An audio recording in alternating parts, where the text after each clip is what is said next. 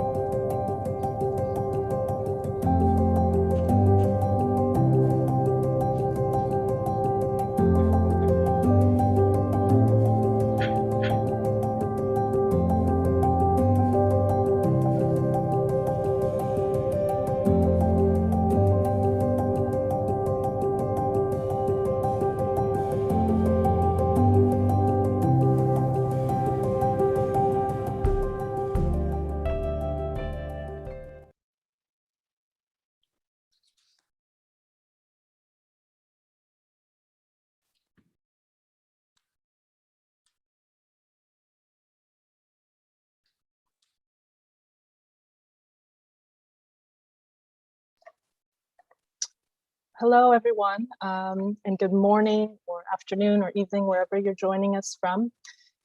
Welcome to this UNRWA's seminar on universities and social inequalities in the Global South. My name is Maggie Carter. I'm a research analyst at the United Nations Research Institute for Social Development, and I'm delighted to be moderating this event today. UNRWA is an autonomous research institute within the UN system that undertakes interdisciplinary research and policy analysis on the social dimensions of contemporary development issues. Today's event is part of our ongoing seminar series, Insights on Inequalities, sponsored by the Friedrich Ebert Stiftung. We'll be having a series of presentations on 5 papers that were commissioned as part of an ongoing research project, designed and conducted in collaboration with Professor Ananya Mukherjee-Reid, with seed funding from York University and the University of British Columbia, Okanagan. Before we begin, I have a few quick announcements to make. For today's event, simultaneous interpretation into Spanish is available. If you'd like to listen, please select the interpretation button at the bottom of your screen. It's a globe icon in the main menu, and select Spanish if you'd like to listen in Spanish. We will also be recording the session. It's being live streamed on YouTube, and it will be available afterwards to rewatch or share. You'll see that we've enabled a chat box as well as a Q&A box. If you have general comments or information to share, please use the chat box. And for questions you'd like to direct to the panelists, as we'll have a Q&A after the presentations, please send those to the Q&A box. And you can also like or vote for questions that you'd like to hear answered. At the end of the webinar, there will be a short feedback survey, and we'd greatly appreciate if you took a moment to fill that out. So before we get to the panelists, I'd like to hand over to a few people who will explain the project a bit and welcome you to this event. So I'd first like to pass the floor to UNRWA's Senior Research Coordinator, Katya Huyo, who will give you a little bit of background on this project. Katya? Thank you very much, Maggie. And on behalf of the United Nations Research Institute for Social Development in Geneva, a very warm welcome to all speakers and participants joining us today from many different countries and places.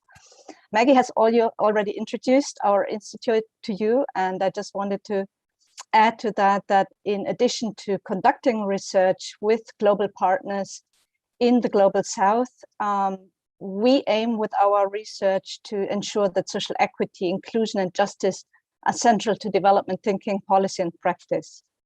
So we want to contribute through our research to improving really policies and practices in the UN, but also beyond. And today's seminar presents key findings from a pilot research project we conducted on universities and social inequalities, which is part of a broader research inquiry on overcoming inequalities in a fractured world between elite power and social mobilization. Our key questions in this inquiry were to better understand what challenges universities in the Global South are facing today, whether higher education is promoting equality and social mobility, and which policies have resulted in more transformative outcomes. Please note also that all the papers are available on our website, and we also have just published today a research and policy brief which synthesizes findings and policy recommendations. It is also my great pleasure to co-host this webinar with two important partners. Maggie has already introduced them. Professor Ananya Mukherjee-Reed, who not only initiated the idea for this project, but also mobilized the necessary funding for it, and the Friedrich Ebert Foundation Geneva office, today represented by Yvonne Bartman, who is our partner for the Insights into Inequality seminar series, but who is also a very early supporter of our broader research inquiry on overcoming inequalities.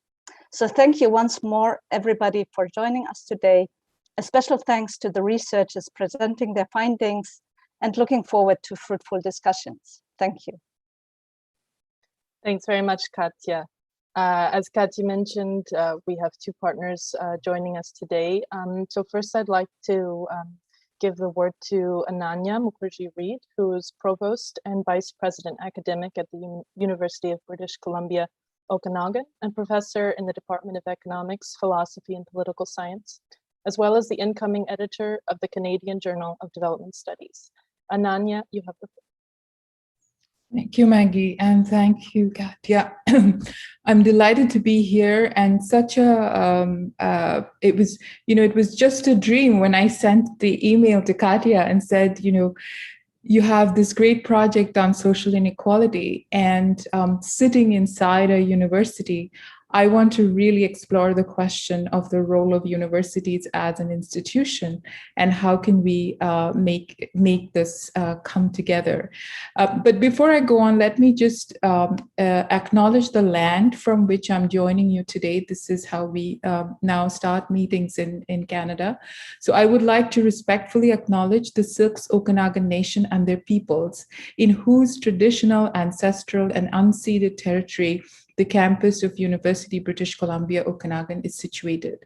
I would also like to acknowledge that you're joining us today from many places near and far, and acknowledge the traditional owners and caretakers of those lands. As I was saying, I come to this question from in two ways. One is my work is on human development, and the other is as a university administrator, which I had never thought I would be. Like many administrators, we start out as professors and then paths lead somehow. This question has emerged as a very big one, is what is the role of universities at a time when we're seeing unprecedented explosion of inequalities, be it social, economic, or regional, and any other axes of inequality that you can think. The traditional way of thinking about the university's role is it has a teaching mission and a research mission, and its impact is almost secondary from the teaching mission and the research mission. But it is time to think, and there's a lot of literature pointing to that as well, that the impact needs to be thought of in a much more proactive way, because the production of knowledge and the production of future citizens through the teaching mission is taking place in a particular time and context. And universities need to reflect if their core activities are supporting the quest for justice, which we hear manifested in so many ways, or is it actually inimical to a quest for justice? Is it widening these social divides? And so for me to see all of you from all these different countries with this wonderful research projects which has come together today is a very heartening development. And I look forward to listening to all of you, and then of course seeing how we can take the project further. And extremely grateful to Andres, to Katja, Maggie, and now today to Federikiewicz Stiftung, to Yvonne for supporting this work. So I'll pass it back to Maggie. Thank you. Thank you very much, Ananya, and we're looking forward to hearing a bit more from you later as well. And finally, we'd like to give the word to Yvonne Bartman, Senior Program Officer in Trade and Development, Employment and Social Policy at FES Geneva. As Katja mentioned, our partner for the seminar series. Yes, go ahead, Yvonne. Thank you very much for being here. Yeah, thank you very much for this kind introduction. It is a great honor indeed to speak at an event on universities and social inequalities, since education is the origin of the Friedrich-Ebert Stiftung. FES was established in 1925, almost 100 years ago, and thus is the oldest political foundation in Germany, today with offices in 108 countries worldwide. However, the purpose of its creation was nothing else than enabling working class children and young adults to access schools and universities. And though I'm speaking about Germany, a highly developed country, access to higher education can still be a long and difficult path for young adults whose parents did not go to university. Even today, many obstacles exist for those who are growing up in difficult financial situations and or socially deprived districts, both go hand in hand very often, or those whose parents simply do not have an academic degree. It is 3 times more likely for a child in Germany to enter university if at least one parent did the same in comparison to a child whose parents did not go to university. Out of 100 children, 10 will finish university with a PhD degree if the parents have an academic background. Only 1 out of 100 will achieve a PhD degree if the parents do not have an academic degree. And let me add here that studying at universities in Germany in most parts of the country is more or less for free for its citizens. Still, in the absence of university fees, many kids from non-academic households do not find the way to enter a university, or if they do so, they drop out sooner. Some may not even know that there are scholarships and other programs of financial support available. Others do not want to become one of these guys. They may prefer to follow the professional path of adults they know in their environment, they feel comfortable with. Again, these are obstacles persisting in Germany in the year 2021. We will hear in the various interventions by today's very distinguished panel about the magnitude of challenges young people in developing countries are faced with.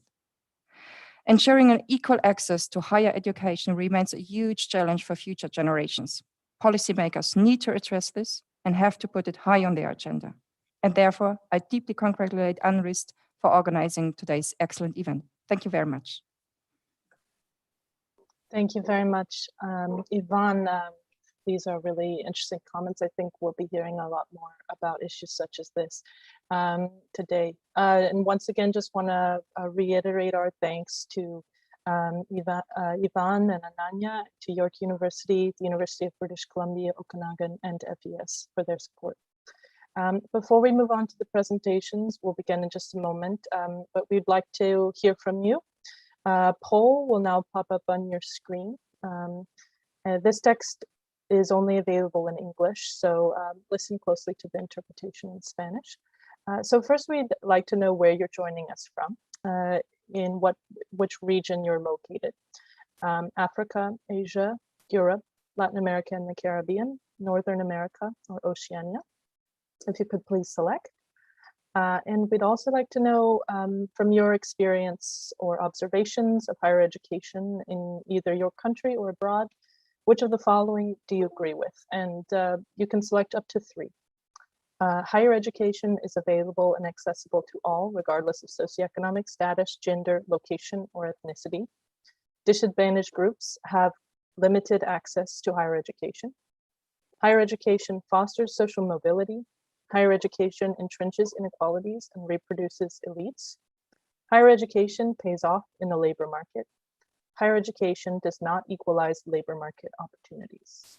I'll give you a moment to answer those questions before we show the results.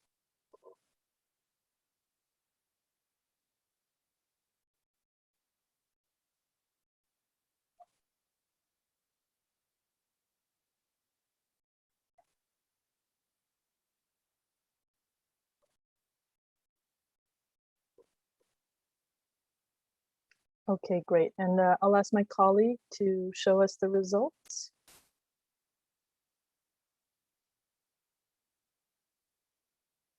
Okay, great. So about half are joining us from Europe, which is where Geneva is based, where UNRIS is based, 46%. We have the two second largest groups are from the two groups where the case studies are based: Africa, 21%, Latin America and the Caribbean, 14%. And we also have some representation from the remaining regions. Thank you for that. And in terms of your experiences of higher education, the overwhelming response: disadvantaged groups have limited access to higher education. Higher education entrenches inequalities and does not equalize labor market opportunities. So it seems that in general, the experiences have rather negative connotations as relates to higher education's ability to reduce inequality, which is certainly the topic today. So I'm curious to get into the presentations and see how their findings correspond with these experiences. I now have the pleasure to introduce our first speakers. Will be by Tristan McCohen and Julio Bertolin on inequalities in higher education access and completion in Brazil. Tristan McCohen is Professor of International Education at the Institute of Education, University College London. His work focuses on higher education and international development, particularly in Latin America and sub-Saharan Africa, including issues of access, quality, innovation, and sustainability. His latest book is Higher Education for and Beyond the Sustainable Development Goals. Julio Bertolin is Professor of Education at the Institute of Education, University of Passo Fundo, Brazil. His work focuses on higher education evaluation, particularly in Brazil, and his latest book is Quality in Higher Education. Tristan and Julio, the floor is yours. Okay, thank you very much, Maggie and everyone. It's a huge pleasure to be here with you and to participate in this project, a really important comparative venture on this topic, and also great to work with my co-author Julio Bertolin on this topic. So our aim today, we will cover, of course, this paper very briefly.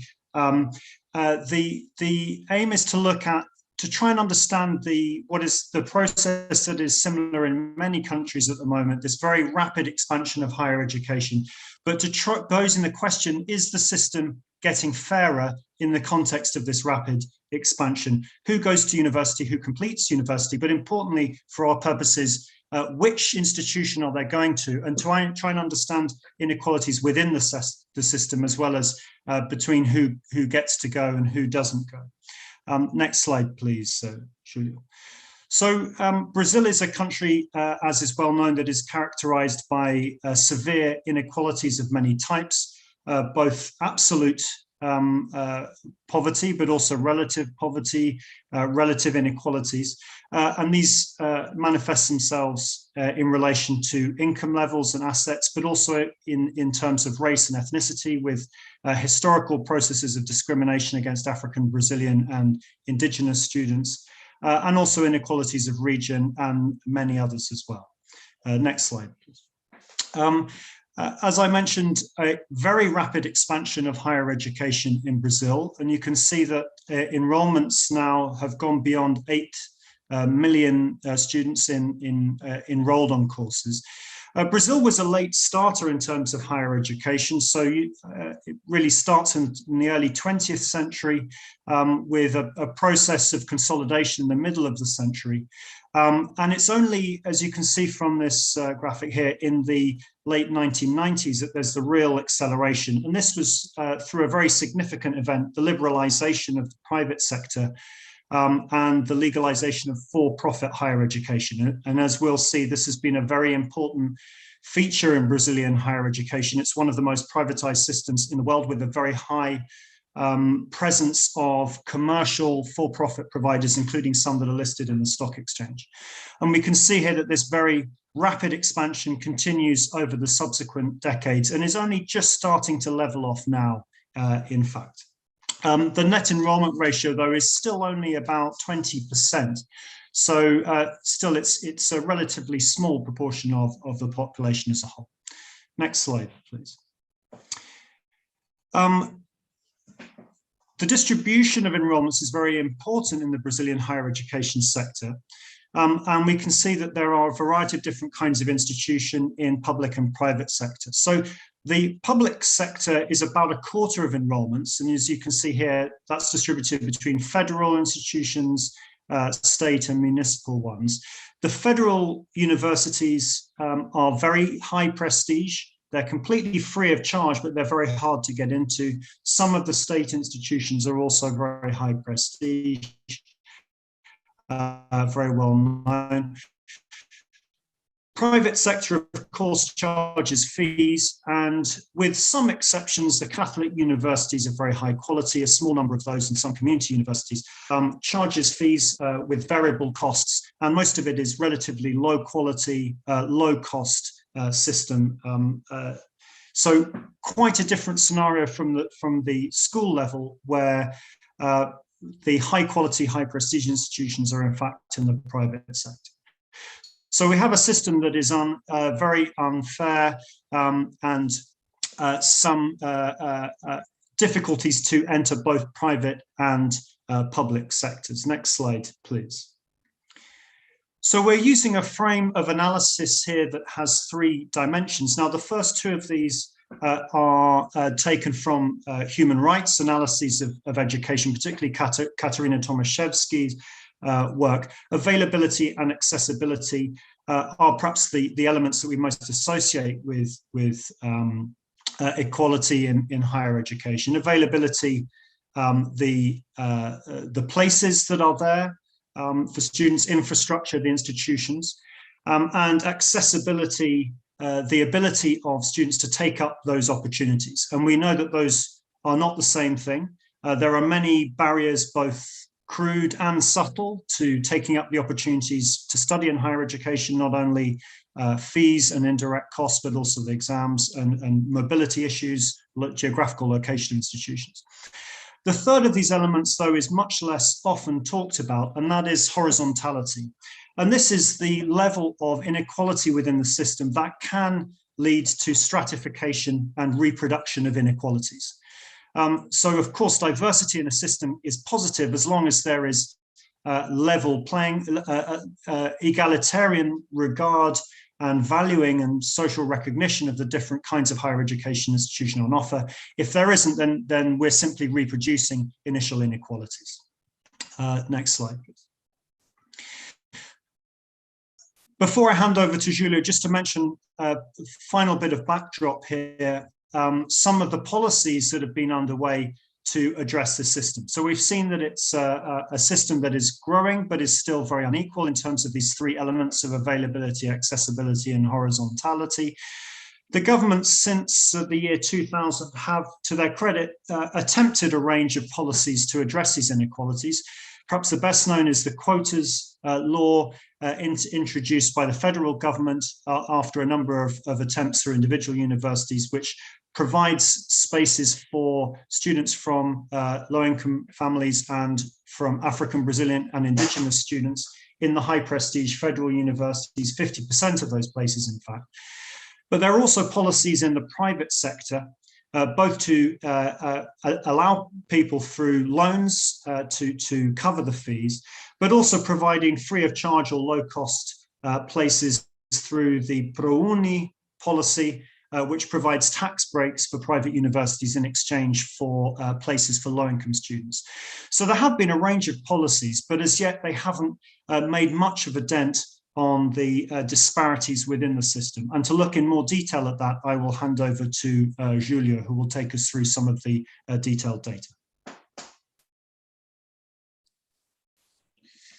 Thanks, Tristan. Good afternoon for those in Europe and Africa, and good morning for those in Americas. Now we will see indicators of Brazilian higher education after democratization policies. This table is about accessibility. The expansion of the higher education system in Brazil although occurring mainly in private institutions that charge fees, has opened some opportunities for lower income groups. For example, in 2002, there were only 4% from the lowest 2 quintiles in fee charging private institutions. In 2015, the figure for the lowest 2 quintiles rose to 15%. Nevertheless, the process of expansion of access has not managed to overcome the levels of inequality existing in the beginning of the century. While 30% of the young white people was enrolled in higher education in 2018, only 15% of Black students were enrolled. The next tables are about the horizontality. Analysis of the profiles of students completing undergraduate courses in the 2 sectors, federal and for-profit, allow us to identify key tendencies in the process of expansion with stratification. In the period between 2009 and 2017, despite the increase in the proportion of students of lower socioeconomic level among those completing in both sectors, this group was much more prominent in the for-profit institutions. Students of poor families are unequally confined to institutions of lower quality or prestige. Next slide. Considering the significant difference of income and social status among different professions in Brazil, the completion of a particular degree course can be a strong conditioner of the opportunities of social mobility. For example, while in medicine, only 4% of students in all types of institutional had a mother with education of up to 5th grade, in social work course, the figure was more than 50%. This way, it is compelling to argue that disadvantaged students are systematically confined to disciplinary areas with less value in the employment market. Finally, it is also necessary to talk about distance mode education, which has been offered primarily through private institutions. Even with the sector, there are differences of status between face-to-face and distance mode, being distance education widely understood as a second-class option. These figures show clearly a lower performance of students in distance mode. This way, given that the profile of students in distance education is generally of lower socioeconomic level, the mechanism of reproduction of inequality became clear. Or that source were the Institute and the Minister of Education of Brazil. Tristan, would you conclude, please?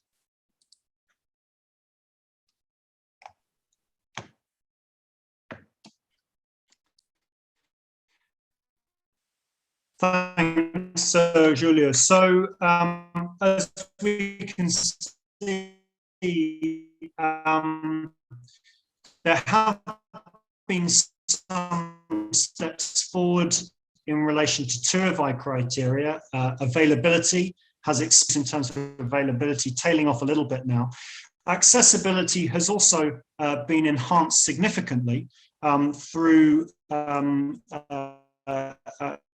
various mechanisms to enable people to finance their studies in the private sector, but also to allow them to navigate the highly competitive access to the public sector. But there are the horizontality in the system is very poor and highly stratified system, which is effectively reducing inequalities, and as some of this data shows, is actually exacerbating it. And we can see this in relation not only to institution, but also to disciplinary area and modality. So whether it's distance or face-to-face mode, with obvious implications for the COVID situation, through where in which many people, if not most people, have been studying.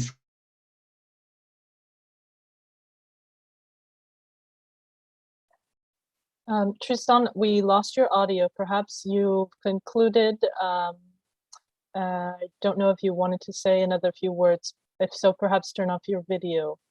Or Julio, maybe you can clarify.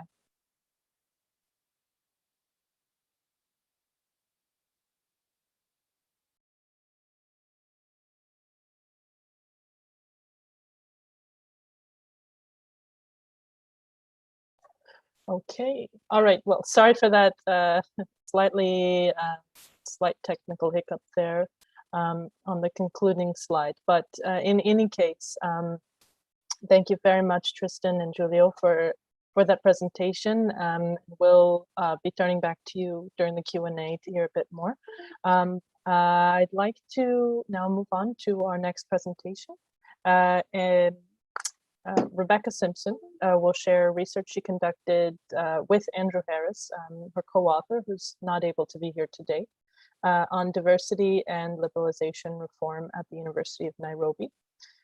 Rebecca holds a PhD from the London School of Economics and is currently the David Richard Jr. Research Fellow in Economic History at Wadham College, University of Oxford. Her research explores social and economic processes of change in post-colonial Africa with a focus on education, intergenerational mobility, social stratification, and elite formation since independence. Rebecca, looking forward to hearing your presentation.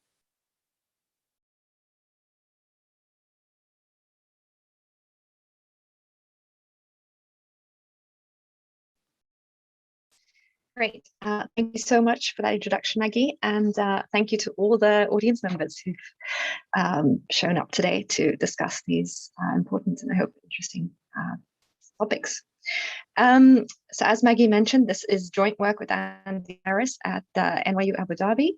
And so in this paper, we're looking at some of the consequences of the introduction of dual track admissions programs at the University of Nairobi on the sort of characteristics of students entering through these different admission streams.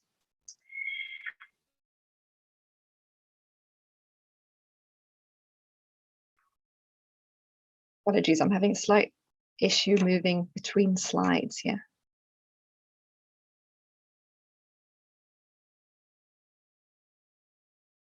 I'm afraid I'm going to have to try and reshare. If you prefer, I could share your presentation for you, Rebecca, although it's the previous version. There, now I think it's working. Good. Okay, great. Yeah. So very much sort of echoing some of the points Tristan just made. As many of you probably know, there's been this global trend towards shifting more of the costs of university education to students and their families since the 1990s, 2000s. And this is largely because there's been a big increase in demand for higher education that many governments have found unaffordable to fully finance. So these types of reforms have taken many different forms and shapes. In many countries, many contexts, there's been an introduction or increase in university fees. What used to be some grants for students has often been converted into loans. Many countries have also encouraged the growth of private university provision alongside public systems. And then the reform that I'm going to be talking about, which is these dual track or parallel degree programs, which basically meant that the public universities allowed fee-paying students to enter into courses on the basis of, well, the ability to pay fees, but only meeting a sort of minimum criteria for admissions, but allowing a select group of students who sort of competed on the basis of merit performance to enter through a more subsidized stream. So in the Kenyan case, these two admission streams became known as Module 1 and Module 2. So Module 1 is the more meritocratic and highly subsidized route into a public university, and Module 2 is the fee-paying route. And this sort of started in the very late 1990s, but really only took off probably around 2002, 2003. And at its peak at the University of Nairobi in around 2014 or so, around 60% of all admissions were through the Module 2 program. So this became really very large. Since then, there's been a bit of a decline, in large part because the government has increased the amount of students it's subsidizing through the Module 1 route. So to start with some sort of positive news, this liberalization of university education has helped to facilitate a really big growth in enrollment. So this is quite similar to the Brazilian case. So in Kenya, there's been roughly a sort of 10-fold increase in the number of undergraduate university students since 2000. So there are questions around quality, but on balance, this is probably a positive dynamic or dimension to this liberalization story. But what we're interested in today is to think a bit about how this has influenced the types of students who are able to access university education. So has the student body become more or less representative of the national population? And we're going to think about this along 3 dimensions: so gender, ethnicity, and some sort of indicator of classes, socioeconomic divisions. And as I mentioned, we're focusing only in this case on the University of Nairobi. So that is a sort of limitation. This is a case study of one particular context. And we're going to be using a relatively novel method for looking at student characteristics, which is through name analysis.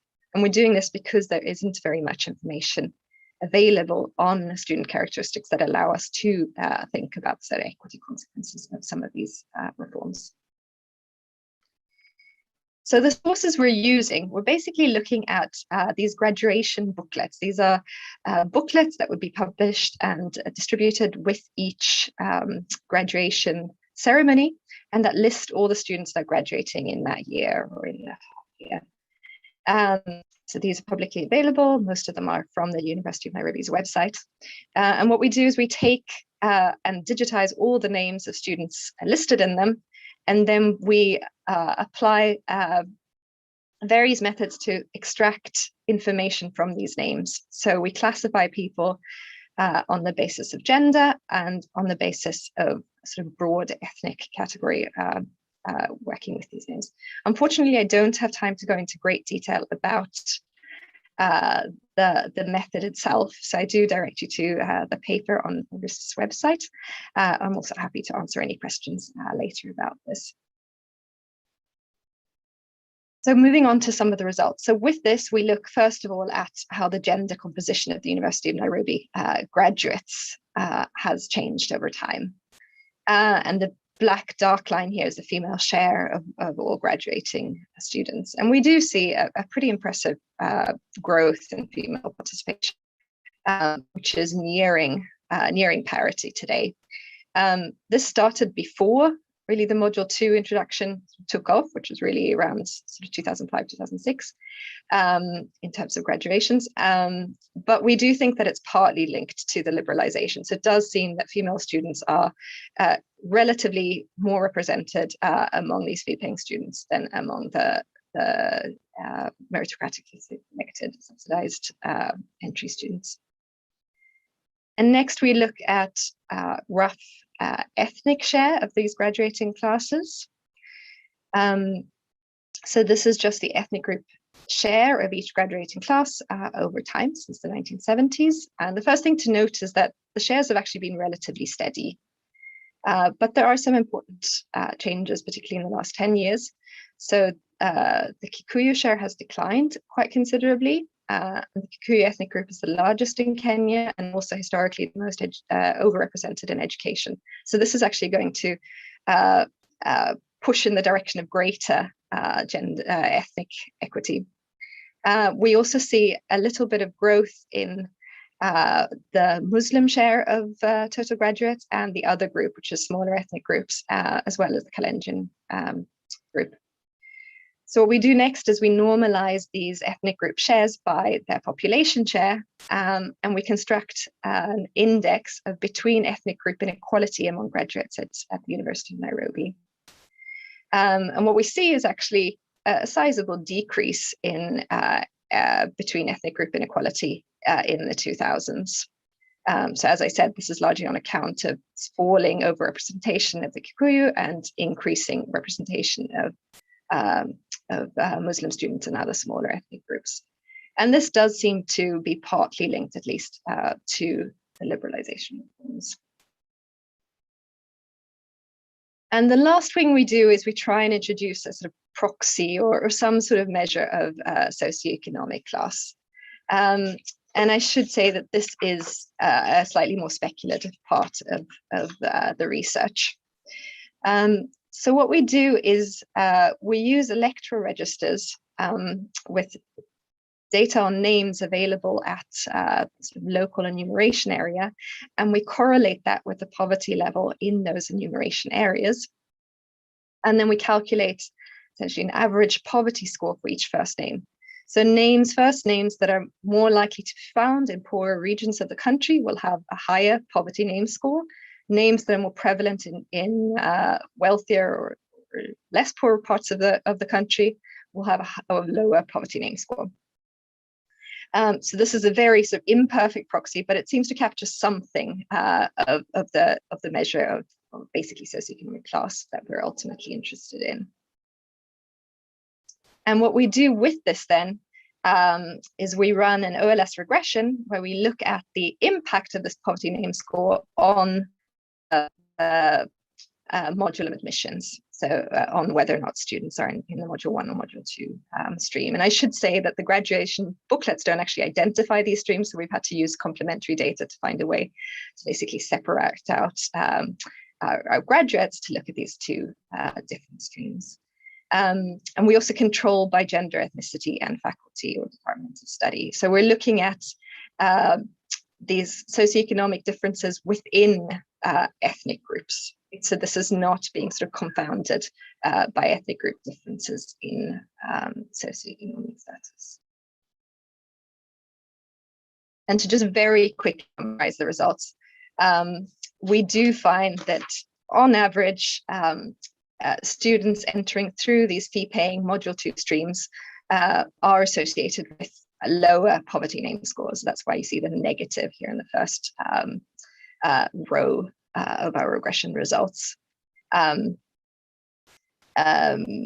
relative then to the students entering through Module 1. So on average, we're arguing that there is a sort of slight elite bias in the Module 2 admissions program, which is perhaps not terribly surprising. And we're hoping in the future to have better data and more data to be able to test and tease this out a bit more carefully. That said, I do want to stress that there's lots of circumstantial and other types of data evidence to suggest that students entering through the Module 1 stream are also from comparatively privileged backgrounds relative to the population at large. But on the whole, that privilege seems to be even larger among the fee-paying students. So to conclude, we're finding mixed equity effects of the introduction of these parallel degree programs, the dual track admissions programs at the University of Nairobi. On the one hand, it seems to allow more female students to enter than under the regular, more competitive admission streams. It's also allowed certain ethnic minorities to access the university that previously were underrepresented. And as a result, the ethnic balance seems to have improved slightly. But this has possibly been at the expense of socioeconomic equality. That said, we also don't want to stress that there are other benefits. The sharp increase in total enrollments has presumably been aiding absolute mobility, even if it isn't aiding relative mobility. And this might be somewhat debated, but this big increase in university education is probably also starting to reduce skills premiums in Kenya, which is not necessarily a positive for the students themselves, but arguably might lead to greater wage equality further down the line. Could these reforms have been designed better to aid growth in access and socioeconomic equity? We think yes. The sort of nature of these dual track admissions program was they were probably partly a response to quite strong pressure to retain these selective meritocratic and subsidized streams. And so these kind of fee-paying routes were sort of bolted on to the old structure. If equity was really a sort of major concern of the universities, then subsidizing on the basis of need rather than on the basis of performance would probably get us closer to that goal. So on that note, I'd like to conclude and hand it back to Maggie. Thank you.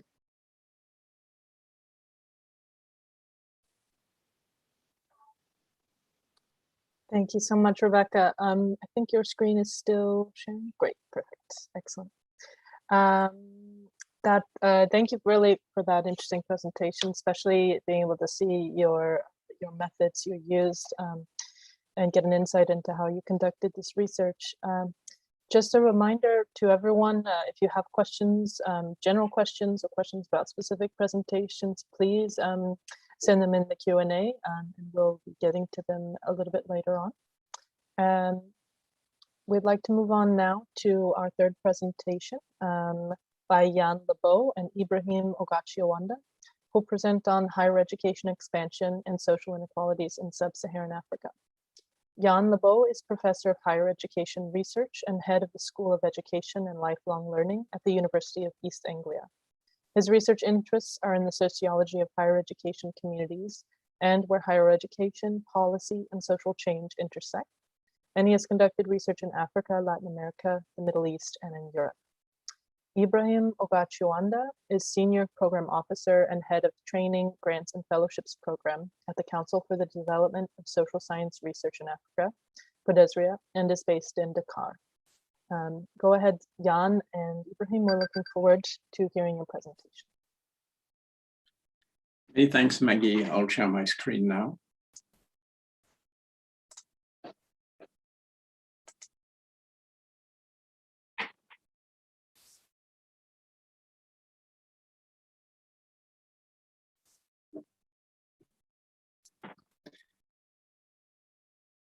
Thank you.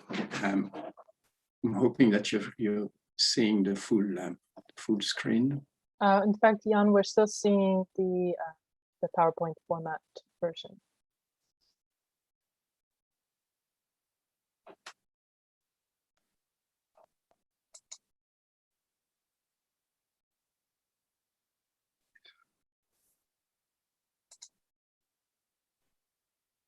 Yeah, I've tried to disable annotations for others, so I'm hoping that it's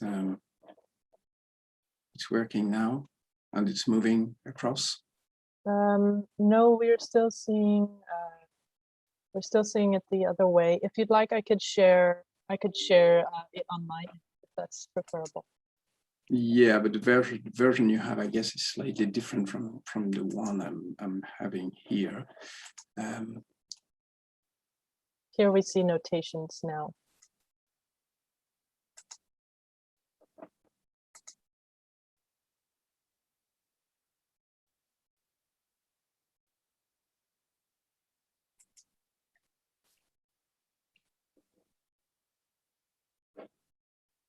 Yeah, the function of, okay, so I think I'll have to leave it. If I'm hoping that you see this okay.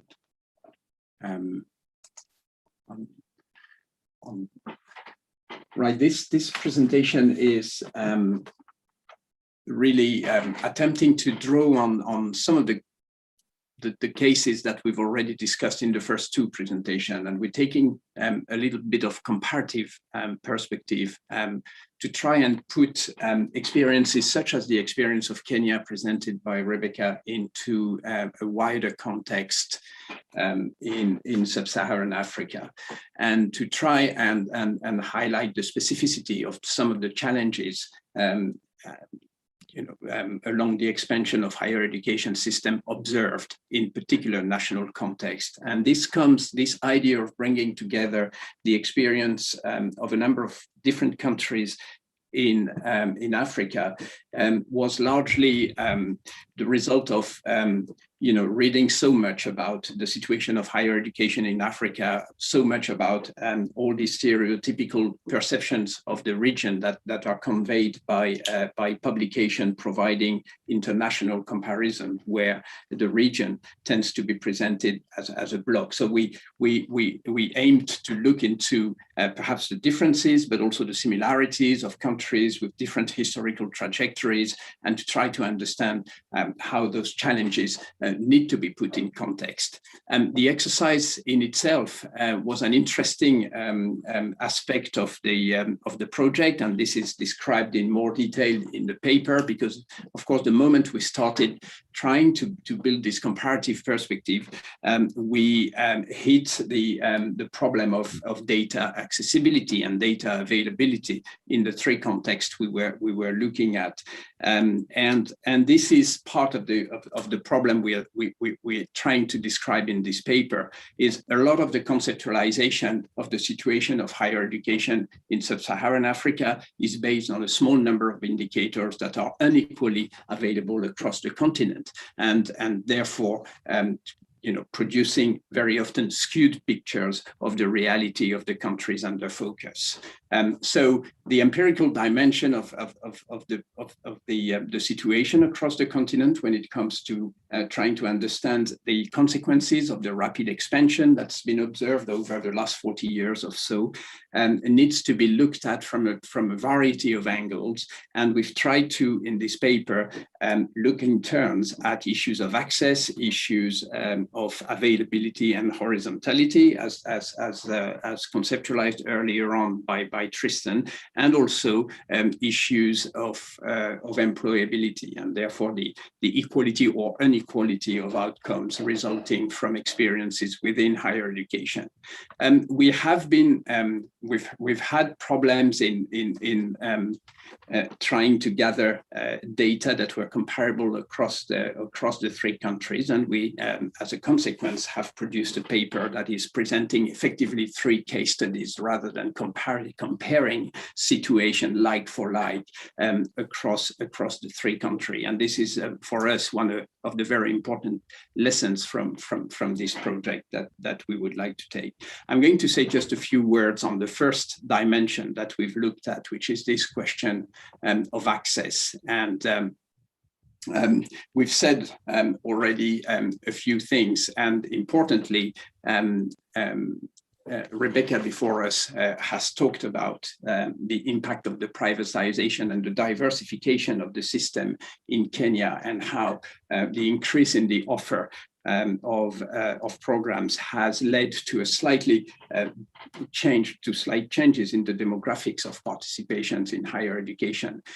Going further into the analysis of these trends and looking, as Ibrahim will do in a minute, at what is available to who, we begin to unpack new forms of inequality emerging from this process itself.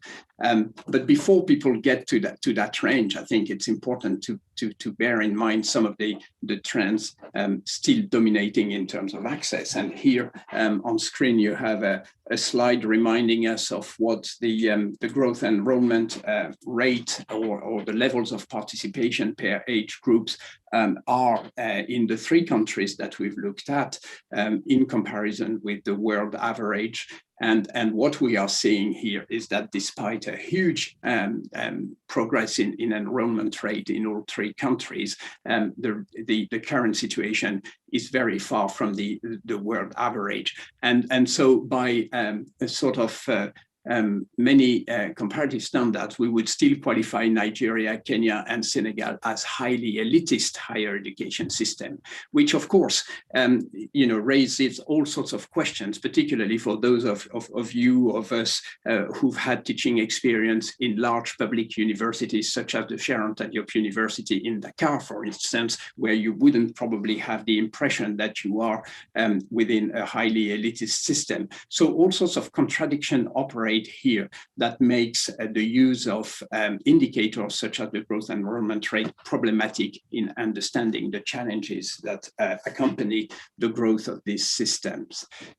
Also, in response to one of the points raised in the Q&A and the chat today, we are looking at this figure very far from the situation where 100% of the population of the world will be qualified to PhD standard. So I think we've got a little bit of time before addressing this particular challenge. This slide, and I will on that one hand over to my immediately after this one hand over to my colleague Ibrahim Mwanda, shows you the maps of Senegal and Nigeria with the current distribution on the left-hand side. This is the map of Senegal with current distribution of universities, public and private. And on the right-hand side, a map showing the distribution of private higher educations in Nigeria. What these two maps are showing us is that over the last 40 years, the expansion of the system in terms of the number of institutions and the diversification of the status of institutions has not, in none of those two countries, has led to a significant change in the distribution of institutions. The map of Nigeria is particularly striking in reflecting this trend, because this map is pretty much similar to the map of the distribution of the higher education institutions just in the first decade following the independence of the country. So when the country had about 10 universities by the late 1960s, these institutions were concentrated largely in the south, with a few dots on the large northern part of the country. And what we are seeing is that the proliferation of institutions, or if you like, the increase in horizontality, that could be one way of interpreting it, has actually occurred along clusters already established by the old, very reputed public institution, and particularly in the southwest part of the country. So of course, one could argue that this is where most of the most vibrant economic centers of the country are, and that is true. Particularly private institutions seem to be attracted by those markets where middle-class populations are more likely to be and to be accessing fee-paying institutions. But this is also reflecting the huge inequalities of access that are perpetuated, particularly between the rural and the urban parts of these two countries. On that note, I'll hand over to my colleague Ibrahim, who's going to expand a little bit on these issues of horizontality and issues of employability resulting from this expansion. Ibrahim. Thanks, Jan. Good morning, good afternoon, good evening, everybody. I would just try to kind of highlight what we thought was emerging from the very disconnected data that we were dealing with, as Jan has tried to explain. But based on Jan's presentation, we see that the public policies, regarding expansion of higher education, have been based on what we see as two assumptions, both of which have come back to hurt negatively students from lower socioeconomic groups. The first one was that if public policies were, supported the expansion of fiscal spaces, the expansion of universities and programs, but still students getting to the institutions being determined by a very narrowly defined concept of merit, as Jan has tried to explain, that will kind of get in more students from lower socioeconomic groups to the universities. And the data we have suggests that this has not been the case. The second assumption was that if you drive, and I think that's what Jan was trying to say by, showing those maps, showing where institutions are located. In terms of the location of government institutions, the assumption has been that if you locate most of those institutions in rural areas, away from, the localities where colonial universities were, then that will kind of contribute to improving the economies of those marginal areas, and more and more students from lower socioeconomic groups will get into the institutions. And that's particularly the policy that has been pursued in Kenya. But the data that is emerging is that universities, at least public universities that have been established in these marginal areas, end up offering degree programs that demeans the possibilities of these students, being placed in better paying jobs and all that kind of thing. Certainly, we have a situation where expansion kind of ends up marginalizing more students from these rural marginal areas. Now, in terms of what happens in the institutions, if we went beyond the gross enrollment measures, which is all the data available, tells us, if we start questioning what then happens within the institutions once students get there. Across the three countries, what we see is that there has been an increase of the number of students who are seeking places at universities. And this has largely been because of public policies that have been pursued in basic education institutions. A highly subsidized basic education process has given rise to a lot more students who want to access higher education institutions at the time that most public higher education institutions are getting raised funding from the government or from the public. And therefore, this has created a kind of competition for places, which is framed along three lines. First of all, is the whole issue of region, which in Rebecca's presentation was trying to bring it together. But we have a very serious regional kind of competition of students to get to universities, and not just to get to universities, but to get to what is perceived as the best universities, with the better professional programs, with better resources and all that kind of thing. The second framing we see is that one of gender. And in Rebecca's presentation, she has rightly pointed out that by privatizing programs at the University of Nairobi, more female students ended up getting into the institutions.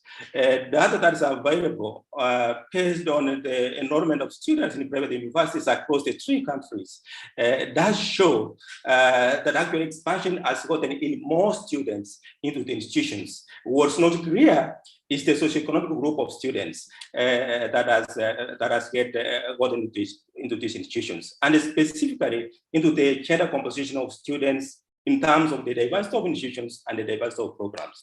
For example, Senegal, with about 52% of women in the population, has already managed that 7% of students in the public higher education institutions.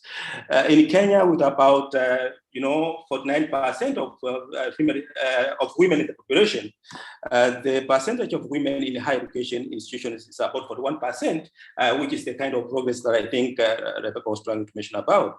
And in Nigeria, with about 49% women in the population, we have about 5% of women getting into the institution. So one can make an argument that over the last 2 decades, we see more women getting into the institutions. The question that we are not able to answer, given the available data and given how institutions are behaving, because they do not capture student demographics in terms of their socioeconomic background, is the category of students that are getting into these institutions. But we have data that is showing, kind of indicating that the students from lower socioeconomic quantiles are getting less and less represented in what is happening in these institutions. Ibrahim, I'm sorry to interrupt, but just to let you know, if you could wrap up in 1 minute, that would be excellent. Yes.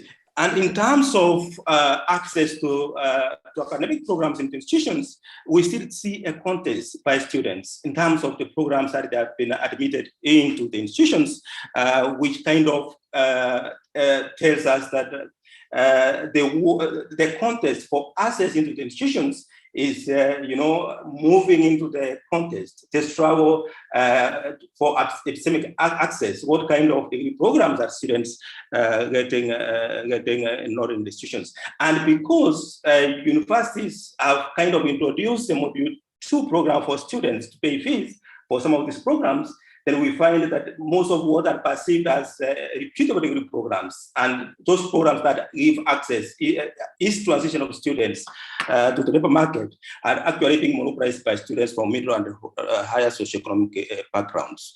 And lastly, that despite the qualification of students from the institutions or from basic education institutions, despite their qualifications, we say that after transition to the labor markets is increasing in the context of increasing unemployment in these countries. Transition is increasingly being determined by, kind of family networks and the social capital that families, provide, which is beyond most students from lower socioeconomic backgrounds. I think that this kind of data that has emerged from this presentation, gives us reason to question the kind of public policies that have been used to pursue expansion of higher education in these countries. And one of the things that we see is public policies that are based on merit, and the merit being defined by those students who pass these examinations. And given that most students from middle and higher socioeconomic groups are coming from private basic higher education institutions, then we find their numbers becoming a large percentage of those students who are subsidized in public universities and in better degree programs, and those students who pass from private, basic education institutions. And lastly, in terms of what this means,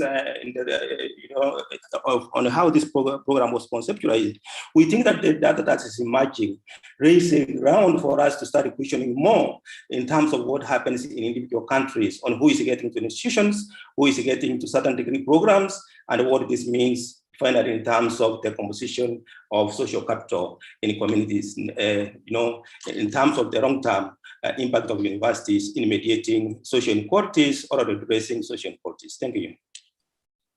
Thank you so much, Ibrahim and Jan, for that presentation.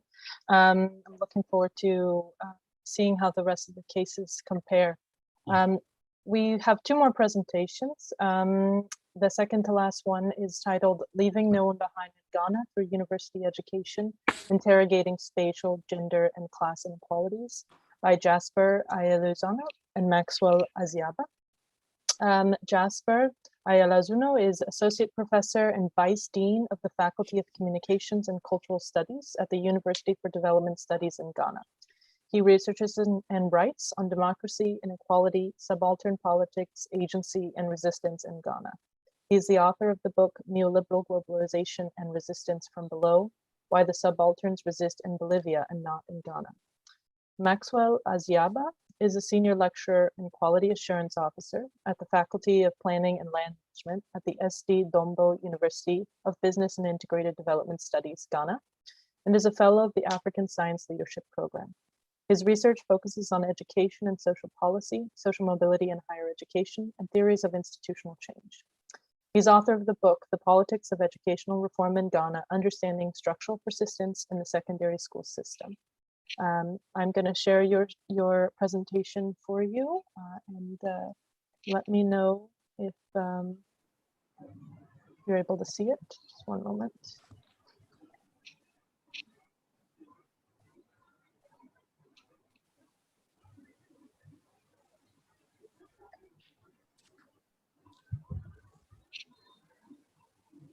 Okay, can you see the screen? Yeah, I can see it. Great, over to you. All right, thank you. Hi, everybody. Hi from Ghana, specifically Tamale. Like rightly pointed out by Maggie, this is a paper published by UNIRES, and focusing on spatial gender and class inequalities in Ghana.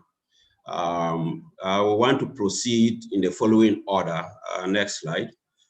First, I want to look at the context or background to inequities in university education in Ghana by looking at the political economic context in which these inequities occur. Then we'll tie our paper to the global development policy context, that is the SDGs, particularly SDG 4, 5, and 10.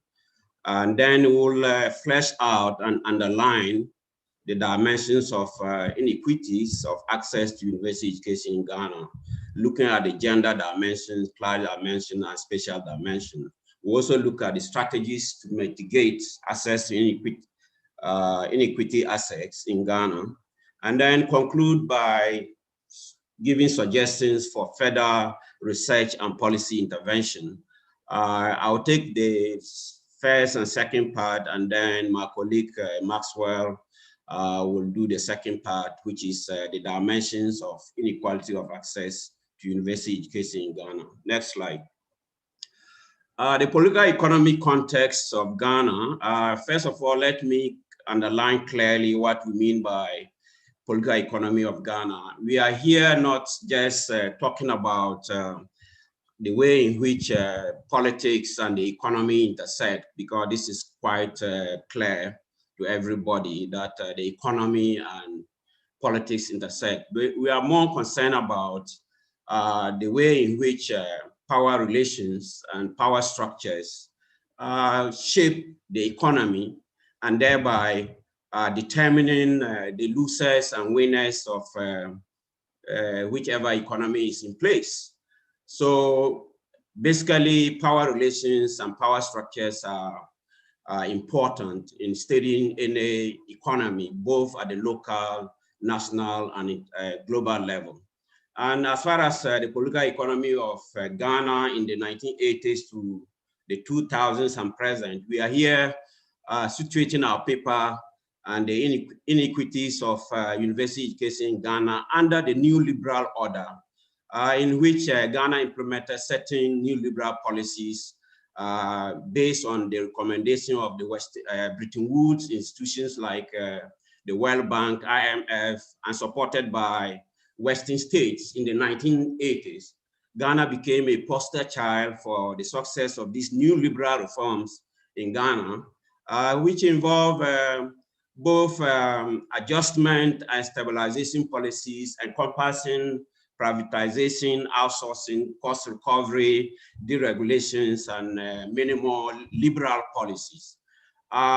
This economic management of the Ghanaian economy based on neoliberal principles were later supported or deepened by the transition to liberal democracy in 1992, which further were based on electoral democracy or procedural democracy, which doesn't really do anything to issues of poverty and inequality. So basically, the new liberal economy and new liberal democracy in Ghana have basically produced an economy that is growing, but it's a jobless growth. It's what others would describe as growth without development. And this is, let's go to the next slide.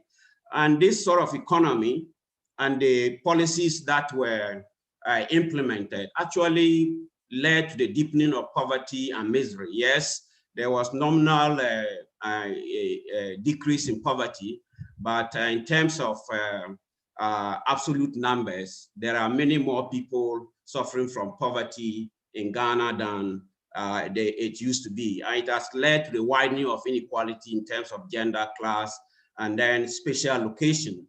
The question then is, what is the role of Ghanaian University in shaping poverty and inequality in Ghana? Is this, are the university playing positive role or negative role? Or is it are they playing both roles?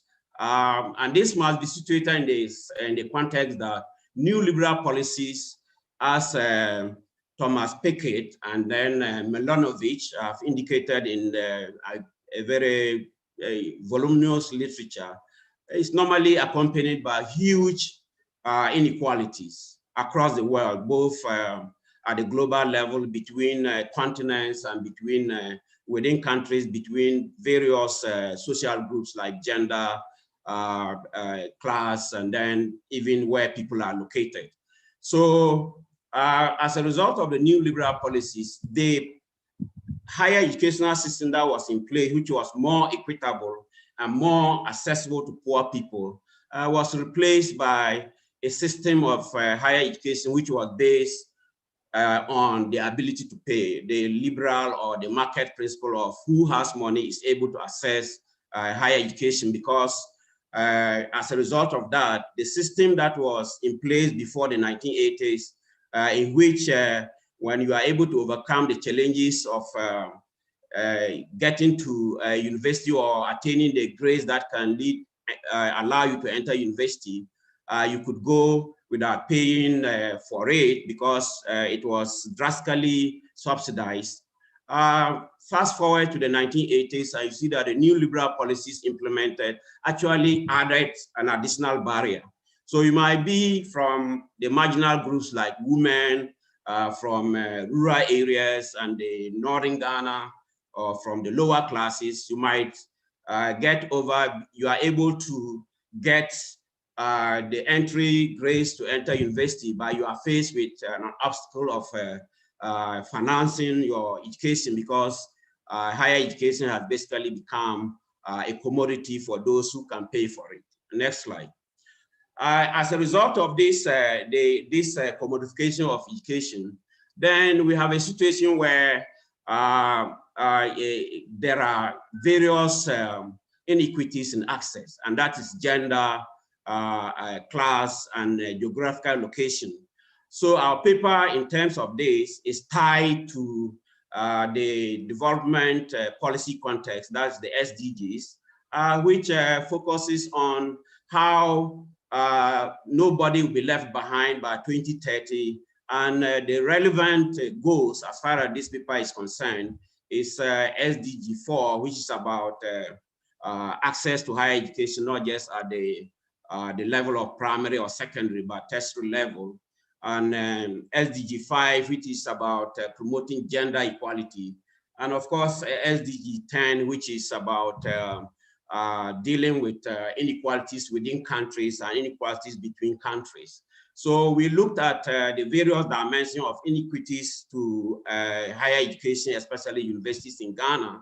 And at this point, I will hand over to Maxwell, who will present the empirical section of the paper, looking at the data on the gender, spatial, and class dimension of inequities and access to higher education, especially universities in Ghana. Maxwell, take it from me. Bye-bye. Thank you, Jasper. Can we go to the next slide, please? Yes, so inequities in university education in Ghana. This we'll look at within the context of massification in higher education, gender and spatial inequalities in access, and leaving no one behind in Ghana. I will elaborate on this in the slide that follows, please. Yes, the data that we applied in our paper mainly derived from secondary sources, qualitative and quantitative. In particular, we relied heavily on policy and academic reports from Ghana's Tertiary Education Commission, previously the National Council for Tertiary Education. We use this interchangeably. In our report, you would see we use NCTE, but this body has evolved into GTEC. Let's go to the next slide. Yes, massification of higher education in Ghana. There's been an exponential growth in universities in Ghana over the last 4 decades. If we look at the data available between 2010 and 2020, public universities in Ghana increased from 8 to 24, private universities increased from 51 to 89. Enrollments have equally shot up, but these have been characterized by exclusion and inequities, which are manifest along gender, class, and geographic locations.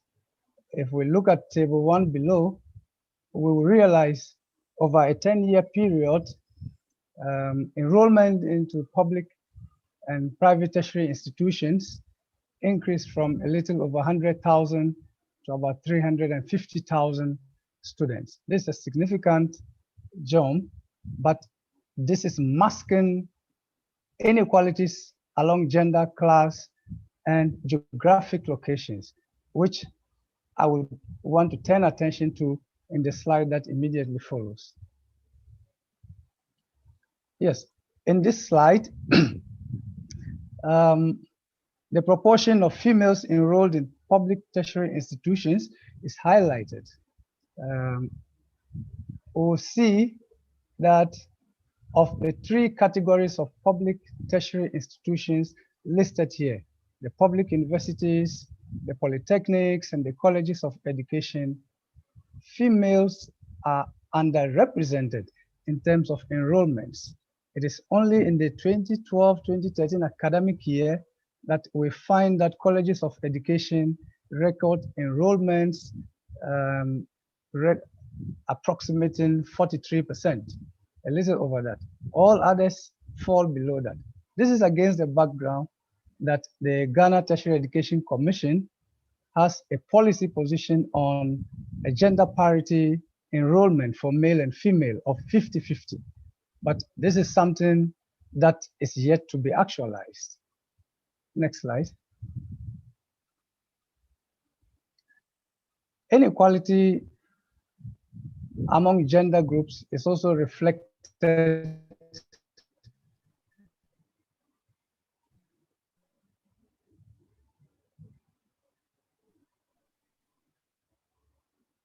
in student enrollment. Maxwell, we are having trouble hearing you. Could you maybe disable your video? If we look at courses, females. Now, this is very critical. You hear me? Yes, I can hear you now. Perhaps if you disable your video for... Yes. No, it's on now. It's okay now. Okay, thank you.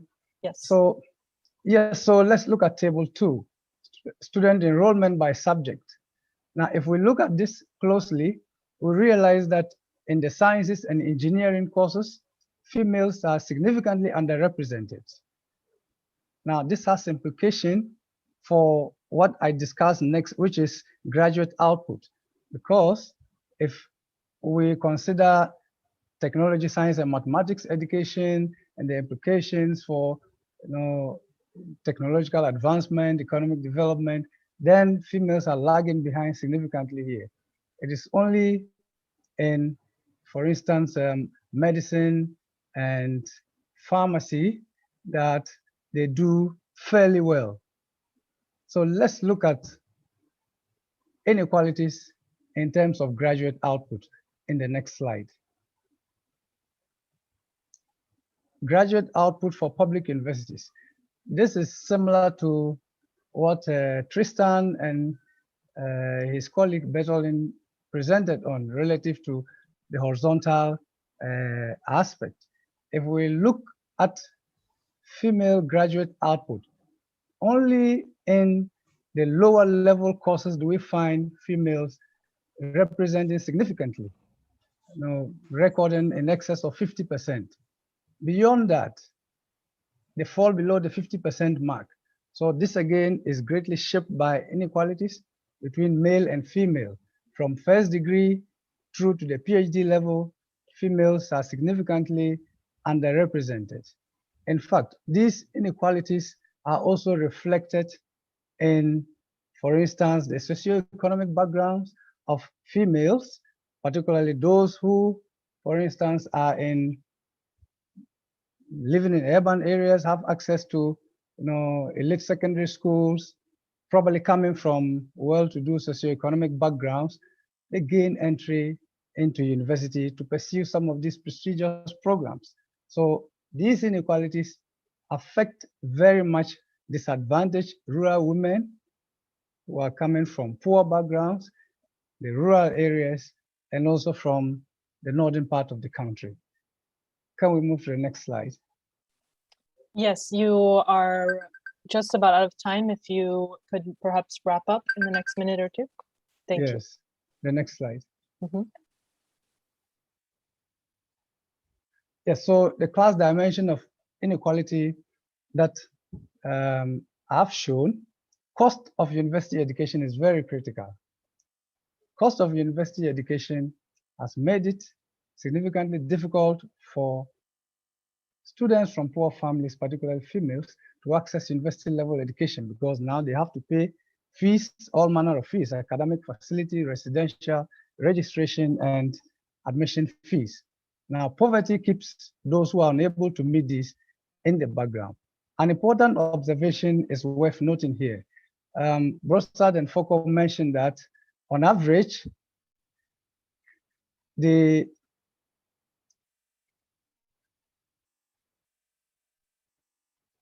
something on my screen. Yes, they mentioned that on average, yes, so the spatial dimension of inequity in university access. And if we look at the spatial dimension, the figure that you just showed demonstrates that for much of northern Ghana, there are just 3 public universities. In the south of the country, all the others are located of the 14 public universities shown in the table to the right.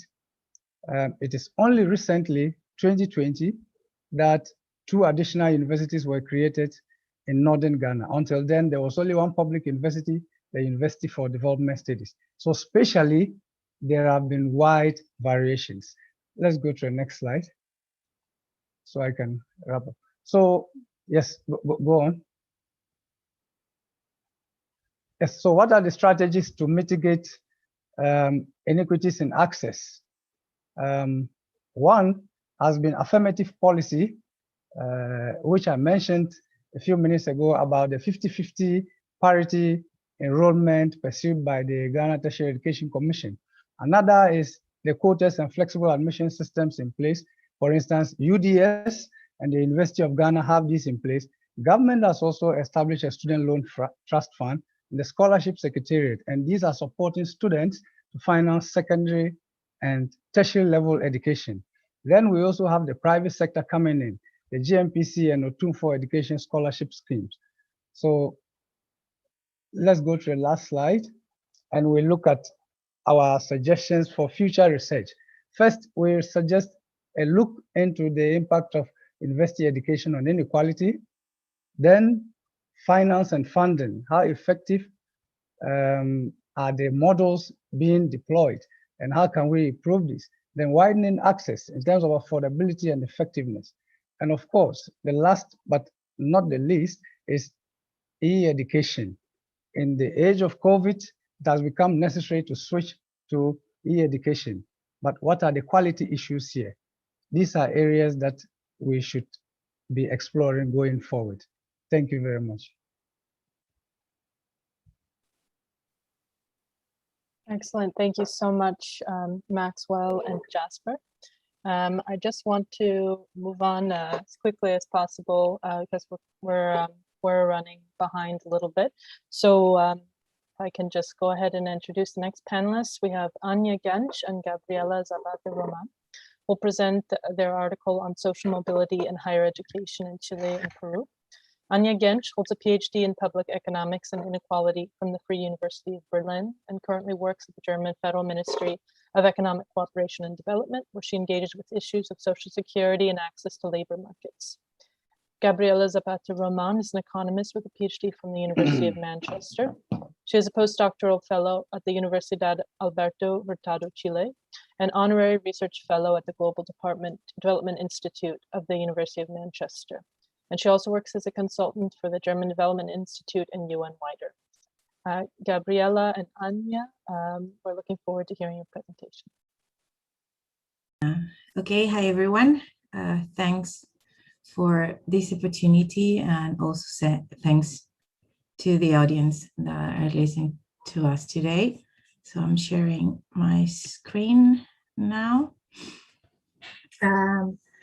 When in partnership with Anya Gench, today we present to you the paper Climbing the Ladder, Determinants of Access to and Returns from Higher Education in Chile and Peru. So in this paper, we analyze the socioeconomic determinants of the access to higher education and the returns, along with the stratification of income, ethnicity, geographic, and gender divides in Chile and Peru. Both countries have experienced a large structural expansion in education since the 80s in the case of Chile and the 90s in the case of Peru, from which higher education has profited strongly, shown by the rising number of university graduates in both countries. As educational attainment is a main determinant of earnings, rising average schooling levels has been one of the factors that contributes to the decline in poverty and income inequality that both countries have experienced since the early 2000s. Another factor contributing to the reduction of income inequality is the drop of higher education premiums, but we will see shortly that they will remain very high for some groups, and particularly for university graduates. But despite this decline in income inequality in the last decades, the numbers are still very high, a Gini of 0.48 in Chile and 0.43 in Peru in 2017. So as we know, earnings inequality often intersects with other types of disparities, generating, in the case of Chile and Peru, strongly stratified educational systems, which perpetuates the transmission of education achievements between generations, affecting the rewards of the job market as well. So therefore, it becomes disproportionately more difficult for some to climb the ladder than for others. So education is often viewed as a panacea for foster social mobility. But this promise of achieving mobility only holds if there are equal access and opportunities within the educational system and the labor market.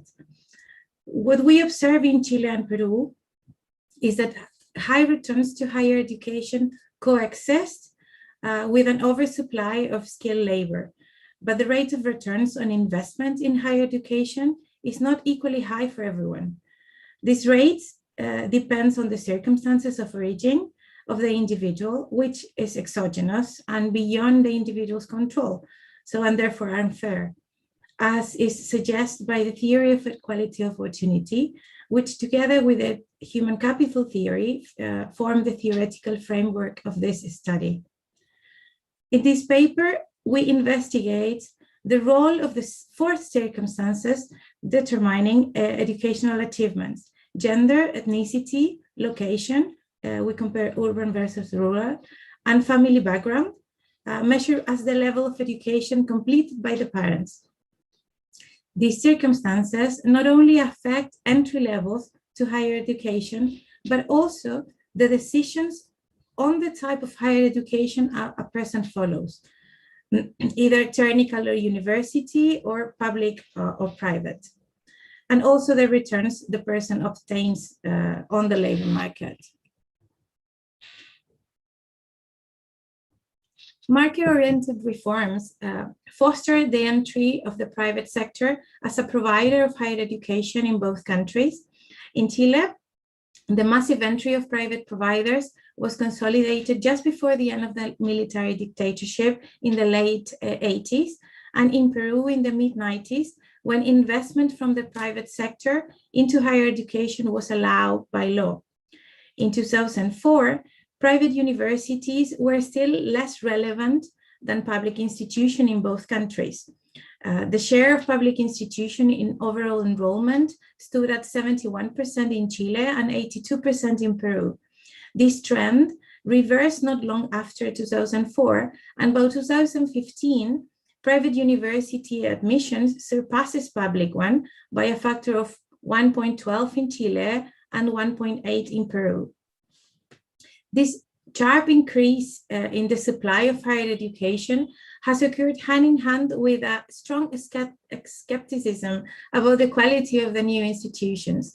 Quality assurance is not well regulated, while market competition combined with profit orientation does not create financial incentives for university to seek for high standards of quality. In Peru, the law explicitly allows universities to make profit. In Chile, although such profit are forbidden by law, many private universities create subsidiary companies that provide services to universities, for example, via overpriced real estate tariffs. So the cost of higher education differ strongly between both countries.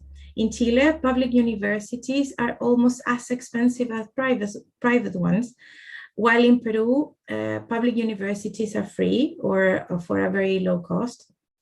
In the case of Chile, this creates greater access barriers for students from low-income families who tend to opt for less expensive universities that are less prestigious and for lower quality. The supply of technical education is almost 100% private in Chile and of mixed ratio in Peru.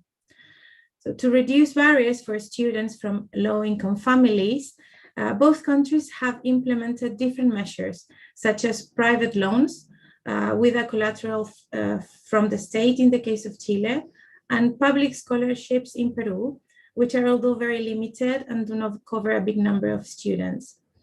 Private loans in Chile have triggered a strong indebtedness from graduates and protests from students' movements, which has led to recently a policy that creates free tuition fees implemented from students belonging to the 60% of the poorest population. So which is undoubtedly a massive step towards reducing the stratification of the higher educational systems in the country. So next, Anya will show the results of our study. So I let Anya. Yes, thank you very much. I hope you can all hear me well. I'll continue and present some of our empirical results now. And as Gabriela has already mentioned, we've analyzed the association between various types of circumstances, as we call them, and educational achievement and labor market returns. We have found among these circumstances that we've analyzed that parental education is among the strongest predictor for both educational achievement and labor market returns. And our analysis is based on household survey data from both countries. We do a cross-sectional analysis, and I'll be presenting results from the year of 2017 now. 2017. We have further years 2007 available, but for this I would like to refer you to our paper for the sake of time. So what you see in our first graph here is the association between parental education, which we've grouped into 4 completed levels: no formal education, primary education, secondary education, and higher education, with own educational achievement. So as you can see in the colored bars in our graph is own educational achievement of offspring. And this is associated with parental education on the x-axis. And just to explain how to read this graph, if you look at Chile, the very left group of colored bars, if I come from a family where my parents have no formal education, my chances of also having no formal education are 20%, while they're about 10% to have higher education. The numbers are similar in Peru. My chance, if I come from a family without formal education, I have a chance of 26% to also have no formal education and around 11% chances to reach higher education. Conversely, if I come from a family with higher educational background, my chances of having no formal education are practically 0 or around 1%. And to reach higher education, my chances are very high, above 60% in both countries. I don't want to go through all the numbers now, but just to illustrate the main takeaways, we see here is that in both countries we see great absolute mobility. So that means that I'm likely to do better than my parents in terms of educational achievement. In both countries, more than 40% of all people that have whose parents have no education reach secondary or higher. So these are good news. But the flip side, this absolute mobility exists alongside relative persistence. And especially we have a very strong persistence at the top. So what does that mean? Even though I may be doing better than my parents in terms of educational achievement, I'm still very likely to remain in the same position in society that as my parents were in. So if you take the image of an educational ladder that you can climb, I'm likely to climb higher up than my parents did, but I'm also likely to stay behind those people on the ladder that my parents also stayed behind. And this is very strong at the top. So for people who have higher education, if my parents had higher education, there's really low probability of me having no education, but very high probability of also having higher education. Next slide, please. Next, this was educational achievement in general. Next, we've looked at only access to higher education, so only those people who enter higher education, where we analyze both university and education and vocational training. And you see 2 divisions here. On the upper panels, you see the division between public and private systems, and Gabriela has already outlined why this is an important division. We see here that in both countries, there's an association. In Chile, where the more educated my parents are, the more likely I am to enter the public system. And in Peru, this is the other way around. The more educated my parents are, the more likely I am to enter the private system. And we can only speculate about the reasons. In Chile, the private system is overall much more dominant. And in both countries, the public system is very competitive to enter. It has a high prestige.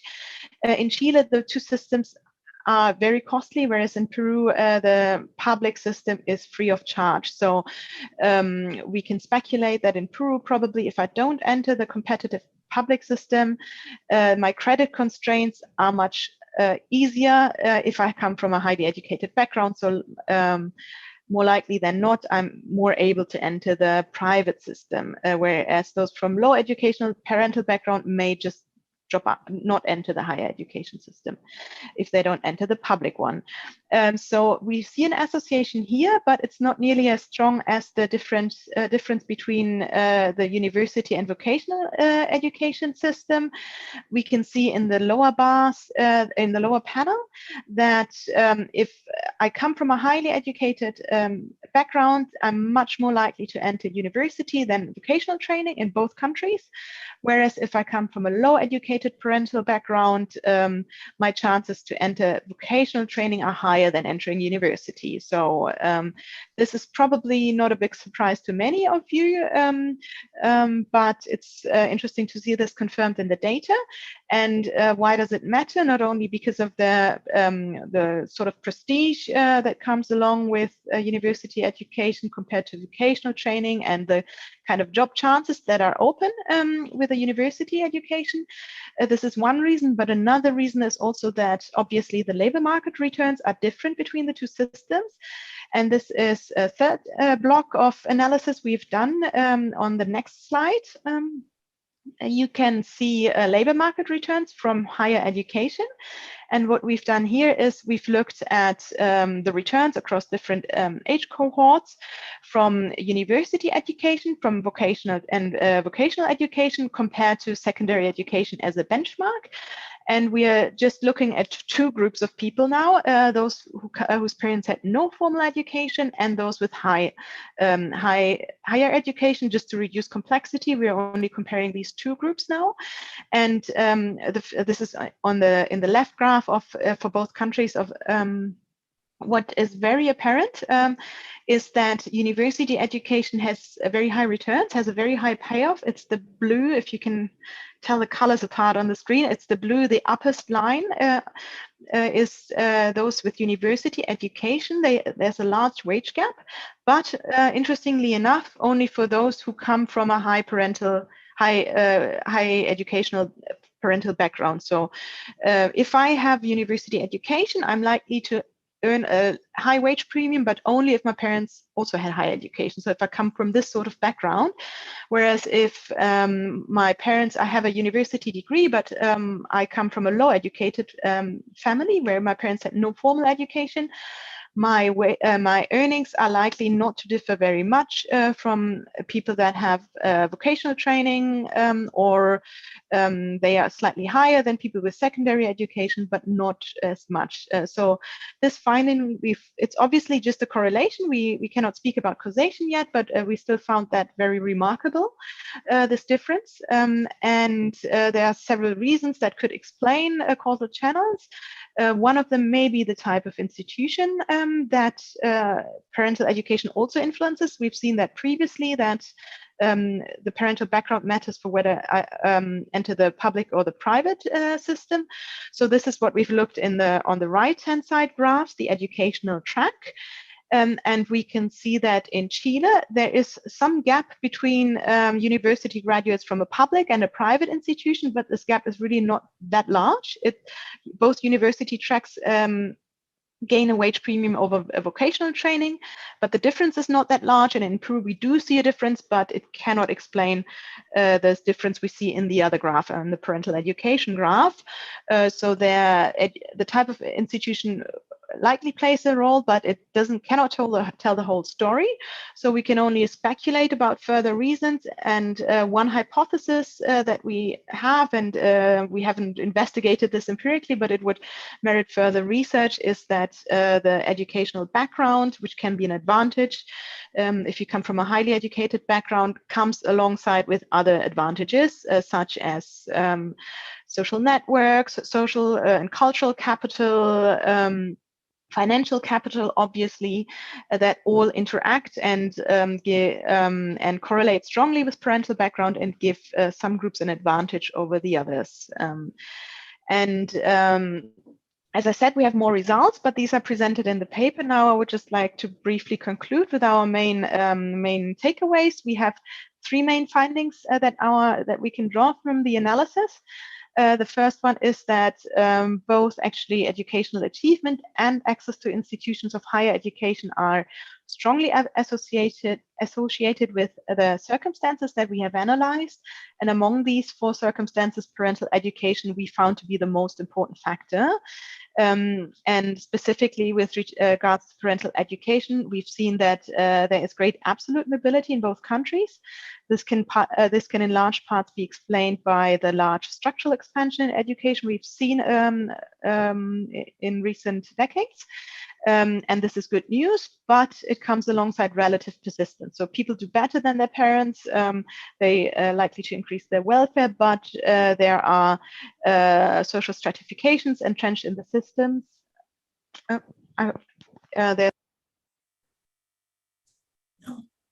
We don't hear you. You've cut out there, Anya. But you're out of time. If you're able to just quickly wrap up. Oh, can you hear me now? Yeah. Yes. So then just the two last findings: circumstances affect access in general, but also the type of educational institution entered. And this is important because university education yields very high returns in labor markets, but this is conditional on parental education and other circumstances.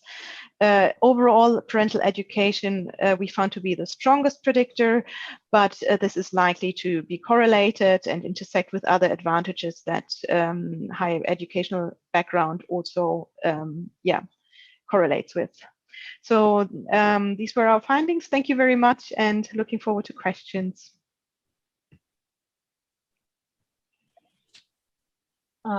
Thank you so much, Anya and Gabriela, for that presentation.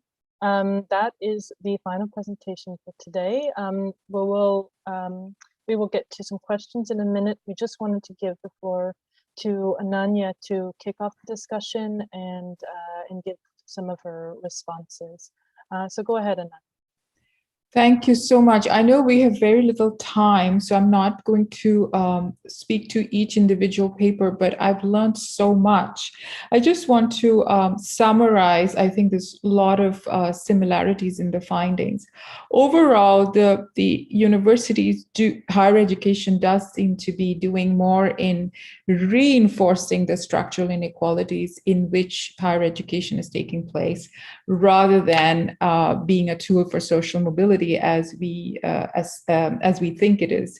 And there are 4 questions. One is around access. So it's not enough to provide access, but it depends entirely on how access is provided and what is the differential in pricing and quality of higher education across the whole spectrum. That determines if access is actually going to change anything for structural inequality. The modality it's of course important after COVID, but it's important to design modality or e-education in a way that it's a leveler and not a further reinforcer of inequality. There's a very important divide across disciplines. This has very subtle but important effect on social stratification, where some people are locked out of some disciplines, requires much deeper research into this area. And the overall finding that post-university transition is not dependent only on higher education, that the returns are really, again, dependent on the social context in which in the conditions of the labor market and the overall social context. So this unfortunately feels very much like a vicious cycle. And so there are 2 levels of thinking we need to engage in. One is overall public policy about inequality, about inclusive growth, and about the role of education in there. And the second one is the thinking within universities as to what kind of modality, what kind of access, what kind of disciplinary diversity it's going to provide. And also, interestingly, from where I sit, the trends emerging in the global north are very similar to what we see in global south. Global north is also, higher education is increasingly seen to increase systemic barriers rather than reduce them. So I will stop with those, and Maggie, back to you. Thanks very much, Ananya. So I want to just jump straight into Q&A, and there's some questions that are already being answered by the panelists, which is great, so we can get to as many as possible. So I'll try and just cover the ones that that we haven't gotten to. So I thought it might be interesting to jump to a topic that has actually not come up yet, which is a bit strange these days. The research was conducted before the pandemic, of course, so it's not, it doesn't really appear in the research, but there was a question on the way that COVID, moving to the online model, brought to the surface inequalities that were already existing, such as gender, regional, and then in other ways it created some more equity that didn't exist before. Perhaps moving towards distance models maybe allowed more students to participate. So I wonder what, if anyone would like to respond to that based on your own research and how it relates to the work you've done so far. Yeah, if you either raise your hand or just start speaking, go ahead. Or perhaps the best thing to do is I'll ask a few questions and then you guys can jump in. That way we can get to more. So another question is about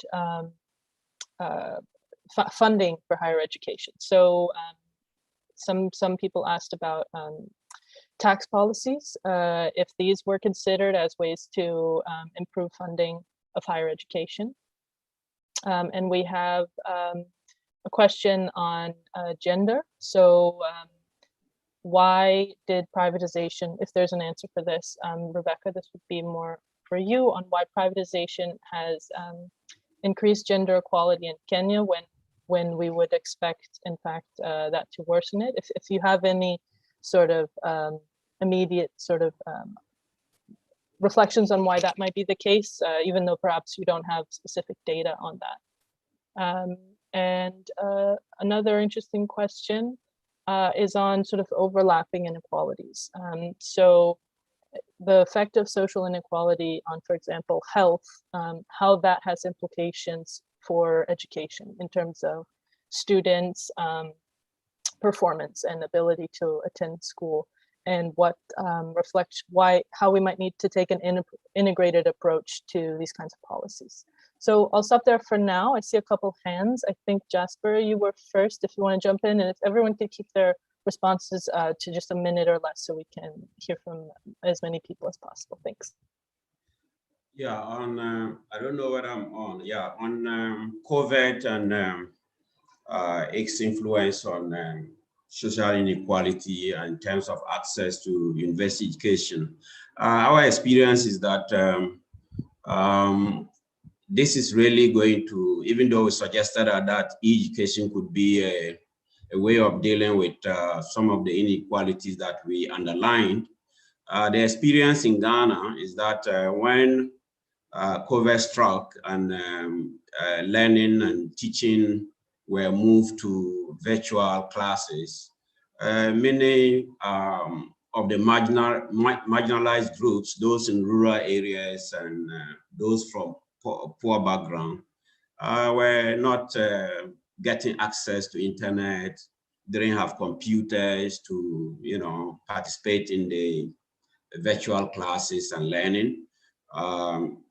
What my own experience shows that you might have a class with over 200 students, but only maybe 5% of the students are able to participate in the virtual class, which indicates that this could be another way. The digital divide can really be another way of deepening inequality in access to higher education in Ghana, at least from what we know through the virtual classes that we tried here at UDS. Thank you. Thanks very much, Jasper. That leads me to one other question also, just generally about distance education and its potential and its setbacks. Tristan, I think you were next, and maybe you have some insights on this. Well, by happy coincidence, I was going to speak to that question, picking up on the COVID one, but also one that was posed directly for our presentation on the digital divide, and also another comment on a for-profit institution. So I think there are quite different issues raised by this COVID type situation, where you have people suddenly flung into a situation of learning from home in all institutions, from a general situation where you've got some face-to-face and some online education, which is what we're seeing in a longer term basis. I think there are quite different implications there in terms of access and equity. And it's very contextual. So in a country like Brazil, for example, connectivity is pretty good. Not all, but most people do have access to computers and the internet. So it's not like in some countries in which there's a sort of absolute exclusion from some of these things. Of course, there are some people who are, but most people aren't.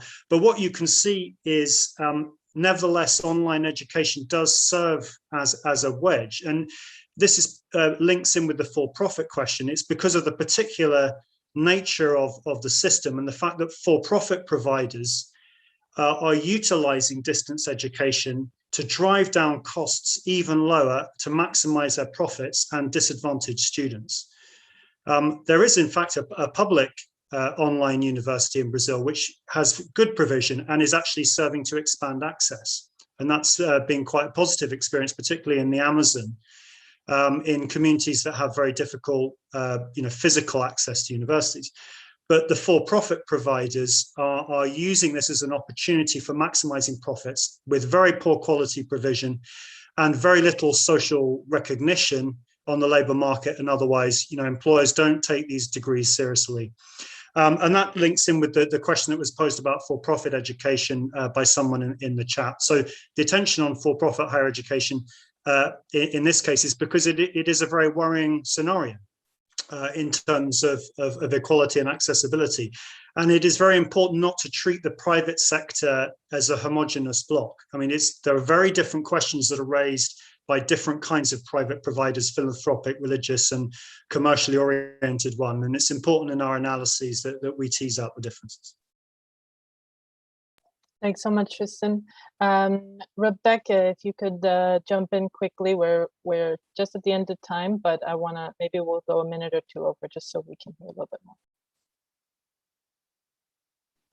Thanks, Maggie. No, I wanted to just address the question you posed to me on privatization and gender. But first, I'd just like to kind of stress a point that Ibrahim made around the sort of trade-off between gender and socioeconomic equity. I just think it's important to make that if you look even before the sort of liberalization period, I think you will find in Kenya and probably a lot of developing countries that the female university participants will be from higher socioeconomic backgrounds on average than the male participants. So there is, in a sort of crude way, something of a trade-off of there. But on this particular point around privatization, my sense is that what's happening is that female students are underperforming relative to male students on the exams that are the basis for entry to universities. That's probably for structural reasons. There's probably a whole host of explanators that sort of feed into that. But so they're underperforming relative to their ability to pay. Right? So therefore you get this sort of imbalance in the sort of more prestigious fee-paying routes. So yeah, thank you. Excellent, thanks, Rebecca. And maybe just quickly to Ibrahim, who has his hand up. Go ahead. I want to jump into what Rebecca said. I think the conclusion to be made from the Kenyan scenario, where we have more female students getting to universities, is to ask if that is a question of privatization or is it just a question of public policy. Because if you look across the system, we have now, female students account for a greater percent of the students who are enrolled in universities. And I think that is basically because of public policies that have been pursued in the past. If maybe Rebecca started one a little bit out of Nairobi and taken another public university, maybe in the rural areas. It would have given us some kind of comparative data to see if the scenario in Nairobi could be replicated in those other universities. The second issue is to ask the students who are getting to these private streams. Are they students who are coming straight from high school, or they are students, working students? Because there is data that suggests that the majority of students, a greater percent of the students that are registering the private degree programs in Kenyan universities are actually working students, which then asks us, where are the students who are coming straight from high school and seeking access to higher education institutions, where these students are? And if this does not actually start out the universities from thinking about these other students, because as long as the universities fill their places and they have students paying money, they don't mind about those students who have been left out and looking for access to institutions, which in itself is a contributor to the kind of inequalities that we're talking about. Thank you. Thanks very much, Ibrahim. I just want to offer once more, in case any of the speakers would like to add one more comment. Rebecca, did you want to respond to what Ibrahim had said? Yeah, just a very quick one. I mean, Ibrahim is absolutely right that the picture would be different if we looked at a different type of university. So what I probably should have stressed is that University of Nairobi is still regarded, I'd say, as, if not the top, then certainly one of the most prestigious universities in Kenya. So what we're looking at here is sort of consequences on a particular type of institution. And I think the story would be different if we're looking at another type of higher education institution. Thank you.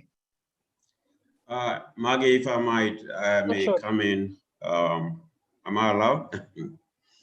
Yes, just a quick final thought. There's an interesting question by one Fraser Puza, who is asking whether, how do you think about educational system exile regarding the reproduction of neoliberal ideologies, colonial structures, while not acknowledging indigenous knowledge and tradition as wary as academic knowledge.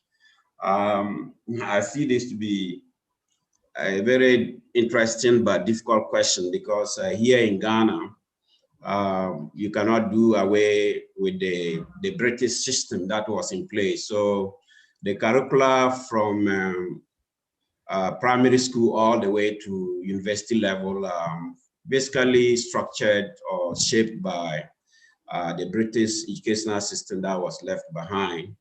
And similarly, same thing can be said about course content for various disciplines. It's very difficult to actually, from the experience of being under a colonial system and not having the chance to design your own educational system, to actually separate yourself from the colonial structures.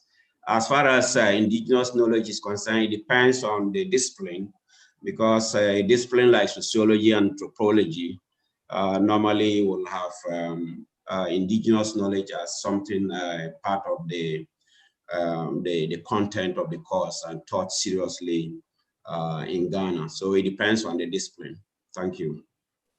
Thanks so much, Jasper, for acknowledging that question, that topic that is certainly underlying and should be acknowledged in all of these conversations we're having.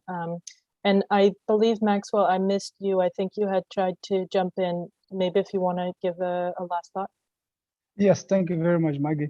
There was a question about the source of our data and whether it covered all public or private universities or both in Ghana. I think that came on the chat section. I think I find it relevant to address that by Titus Pacho. So the Ghana Tertiary Education Commission releases data on accredited public and private tertiary institutions. So we rely on that information.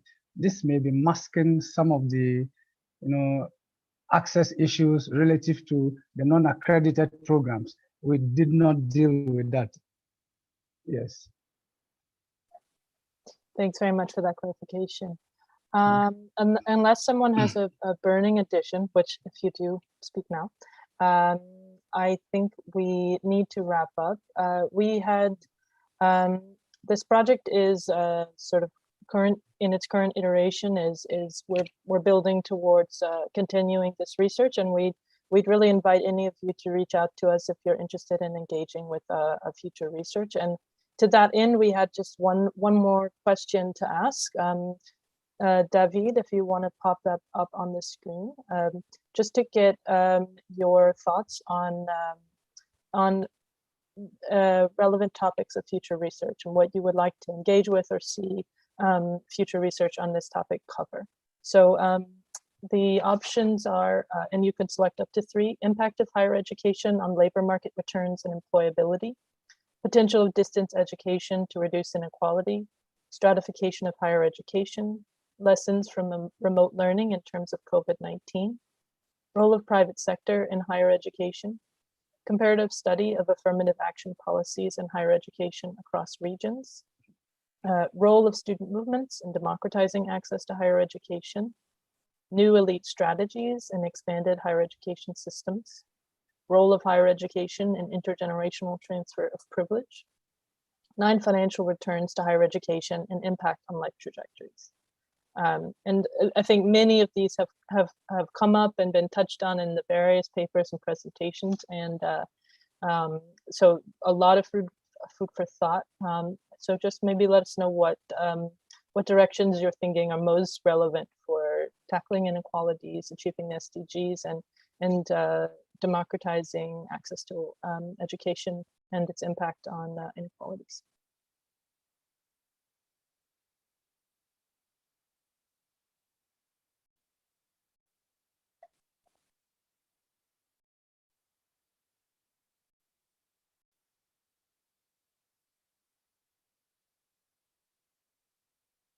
So I will give you just a couple more seconds here, if you can make your final selections.